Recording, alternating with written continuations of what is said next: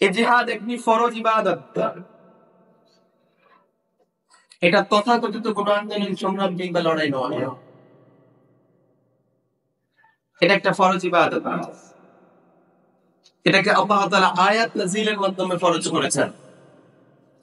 আল্লাহ বলছেন كتب عليكم القتال وهو كره لكم وعسى أن تكرهوا شيئا وهو خير لكم وعسى أن تحبوا شيئا وهو شر لكم والله يعلم وأنتم لا تعلمون।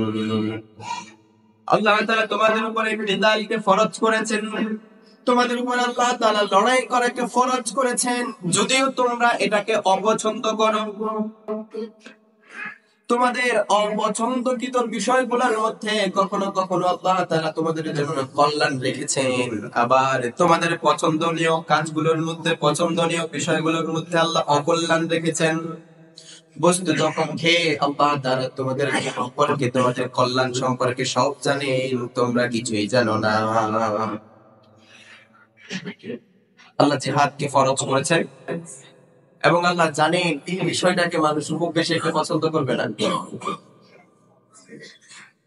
সেটাও আল্লাহ বলে দিয়েছে যে তোমাদের পছন্দ করার মধ্যেই সবসময় কল্যাণ থাকবে, এটা জরুরি নয়, বরং কল্যাণ কিসের মধ্যে এটা আল্লাহ তোমাদের থেকে ভালো জানেন। তাহলে জিহাদ সম্পর্কে আমাদের কোন প্রকার অন্তরে খুঁতখুঁতিয়ার থাকবে? আশা করি আজকে ক্লিয়ার হয়ে যাবে ইনশাআল্লাহ। তারপর আসেন, জিহাদ কি বিশ্বনবীর জামানায় শেষ নাকি কিয়ামত পর্যন্ত থাকবে? জিহাদ একটা শাশ্বত বিধান,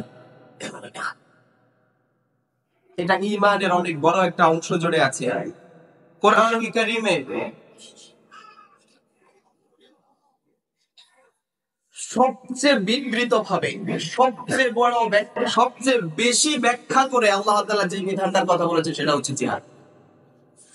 আল্লাহর পক্ষ থেকে আল্লাহ তাআলা যত বিধান নাযিল করেছেন, জিহাদের চাইতে বেশি ব্যাখ্যা অন্য কোনো বিষয় করেননি। ইভেন নামাজের বিষয়ে, নামাজের বিষয়ে আল্লাহ সালাত কায়েম করতে বলেছেন, কিন্তু জিহাদের বিষয়ে আল্লাহ তাআলা এক এক জায়গায় বিভিন্ন সূরায় বিভিন্ন ভাবে এটাকে আলাদা আলাদা ভাবে বিবৃত করেছেন, বিশদ ব্যাখ্যা আল্লাহর পক্ষ থেকে দিয়েছেন। এই জিহাদটা কিয়ামত পর্যন্ত থেকে যাবে, এটা কিয়ামত পর্যন্ত চলবে।